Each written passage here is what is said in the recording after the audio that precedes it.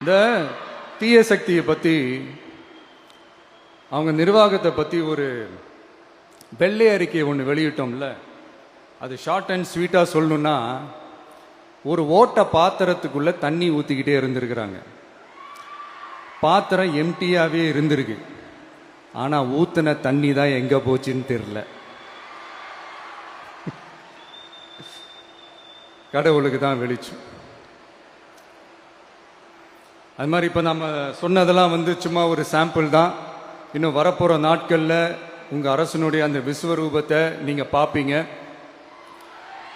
அடுத்து வாயத்துறங்க சிஎம்.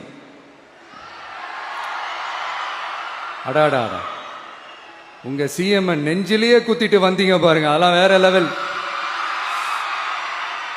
பேசுங்க பேசுங்கன்றீங்க, பேசுனா எந்திரிச்சு ஓடிடுறீங்க. இனிமே பேச ஆரம்பிக்கிறதுக்கு முன்னாடி என்ன பண்ணணும் அப்படின்னா, ஒரு நண்பர் ஒருத்தர் சொன்னார், மாண்புமிகு பேரவைத் தலைவர் அவர்களே எல்லா டோரையும் இழுத்து லாக் பண்ணுங்க அப்படின்னு சொல்லிட்டு தான் பேச ஆரம்பிக்கணும் போல் இருக்கு. ஏன்னா பேசிருக்கும் போது எந்திரிச்சு ஓடிடுறாங்க. 5 நிமிஷம் பேசினதுக்கே குளத்தூர்ல கொத்து பரோட்டா போட்டாங்க. இதுக்கு மேல பேசினா மொத்தமா முடிஞ்சிடும், பாத்துக்கங்க. நாம அரசியல் பேசினா விஜயெல்லாம் அரசியல் பேசலாமா அப்படிங்கிறது. சரிப்பா, நமக்கு எதுக்கு வம்பு, நம்ம பாட்டுக்கு நம்ம வேலையை பார்ப்போம், எதுக்கு அவங்கள பற்றி பேசிக்கிட்டு அப்படின்னு இருந்தா விஜய்க்கு அரசியலே பேச தெரில அப்படிங்கிறது. இப்படியே மாறி மாறி மேகதாது அணையை பற்றி என்ன தெரியும், விஜயம் அதை பற்றி பேசலை. இப்படி நம்ம அரசியலுக்கு வந்ததுலேருந்தே ஒரு கூட்டம் குறை மேலே குறையா சொல்லிக்கிட்டு, பாட்டுக்கு பாட்டு கச்சேரி எங்களுக்கும் பண்ண தெரியும், பண்ணலாமா?